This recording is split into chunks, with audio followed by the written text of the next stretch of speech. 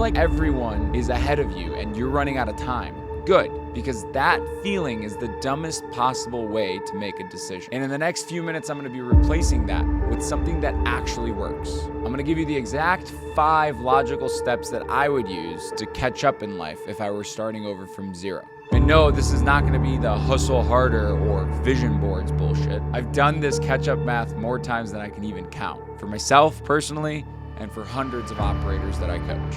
And here's why it matters right now more than any other year before it. With AI, the gap between those that are ahead and those that are behind is massively widening, as opposed to before it was slowly closing. This is literally the worst era in history to operate off of just emotion. And stick with me till the end, because I'm going to give you the one input that decides how fast you're able to catch up in life. And I'll even give you a free resource that lays the whole thing out that you can download and put into your notes file so you can use over and over again. These are 5 logical moves. I call it the catch-up equation. Let's go.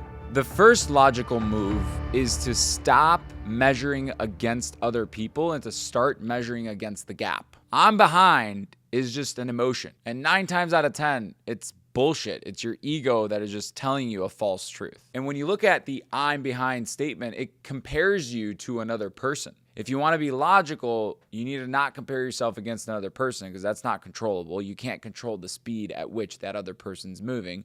And you want to compare yourself, to the gap. And the gap is where you want to be minus where you're at currently. It's a mathematical equation. It's literally a number. And numbers, you can decrease or increase. Feelings and emotions, you really can't. Your buddy who made it, and even me, we started with completely different inputs in a completely different world. And in fact, it was probably a completely different race on a completely different track. Comparing your chapter 1 with my chapter 10 isn't humility. It's just setting yourself up for failure. It's literally like a measurement error. Like, you're not looking at the right thing. And a measurement error sets you up for failure, and it poisons every single thought and emotions thereafter. So here's what you need to do. You need to literally write and quantify where you're at today and where you want to be, and then measure that specific gap. So if you want to have visible abs, for example, and you're at 20% body fat right now, you're at 20% down to 10%. That 10% is the number. That 10% is the gap. And the day you transition from I'm behind to I recognize that this is the gap, that number becomes a real number. And you've actually done 90% of the work that most other people will not want to do. Because now the gap is a factual problem instead of a feeling. Problems you could actually solve. Feelings, they just sit there and rot. Now, the second move is to build slack, time and money, before you even know what to spend it on. Logic says that opportunities arrive to everyone, but only people with capacity can actually recognize the opportunity and take advantage of the opportunity. Money buys time, and time buys optionality. If you're broke, maxed out, tired, and don't have energy, you could literally have a $2 million opportunity come across your lap, and you'll be unable to take a swing at it. You would literally be standing at the plate with no freaking bat. So there was a Princeton study actually on this, where there was these seminary students, literally the definition of good Samaritans. And they had to go and give a talk on being a good Samaritan. And what they did was they planted a simulated person that was collapsed in the hallway floor, and they counted how many people would actually stop on their way to the speech to actually help this person. The irony is, like, these people were on the way to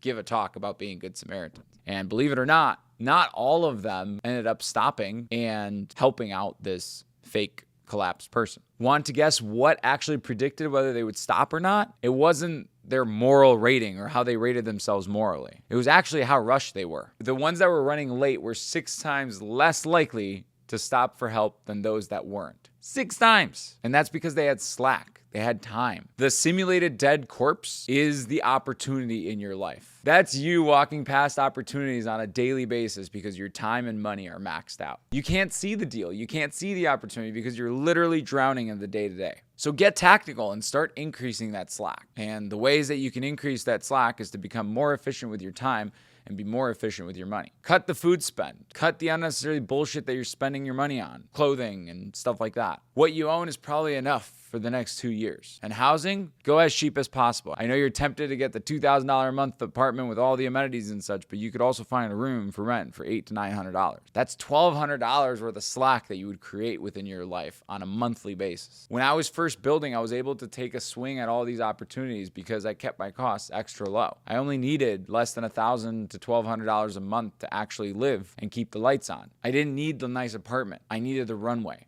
to be able to take a bat at these opportunities. And then treat your time like the asset it is. Your time, energy, and attention are literally the most valuable assets that you personally have. So stop the doom scrolling, the 2 to 4 hours before and after work, and start investing them in areas where you can catch up. You live today during those work windows, and you build for tomorrow during the before and afters. Which brings me to the third move. You pour all that new slack into the most valuable machine ever, which is actually you, until you physically can't anymore. Logically, what do you think is the best investment that you could possibly make? And the reality is it's not stocks, it's not real estate, it's not crypto, it's not drop shipping, it's you.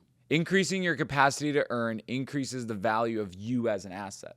And skills are literally inflation proof. It doesn't matter what the economy trades in next year, whether it's Bitcoin, the US dollar, or seashells. If you can produce value, people will literally trade you for it. So when you're scared of AI taking over your job, the only logical move is to become even more valuable. Not to complain on Twitter about AI taking your job. Get more valuable. Think about how skills stack. First, Jay-Z, for example, learned how to rap, the rhythm and the words and all that awesome talent. But how many people know how to rap but aren't multi-billionaires? The reason Jay-Z was so successful is because he stacked skills on top of the skill of rapping. Things like learning how to sell, learning how to sign record labels, learning how to create businesses around his brand. That's an example of stacking all those different skills and making that investment into the Jay-Z brand, which is an absolutely powerful, incredible brand, whether you like him or not. And the thing is, when you add a skill on top of another one, they work in unison and then they end up multiplying the value that they create. Same with money skills. If you just know how to do math,